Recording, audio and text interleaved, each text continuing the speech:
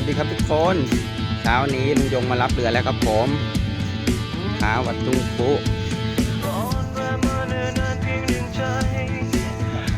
ครับถ้าน้าท่านใดสนใจติดต่อสอบถามได้ครับ 0875975858 ชั้น 2ครับผมมารับตัวแล้วครับเรือ9ศอกท้อง84วัดตุงปุรับแต่เช้าเลยครับผมให้ทันเลิก9โมง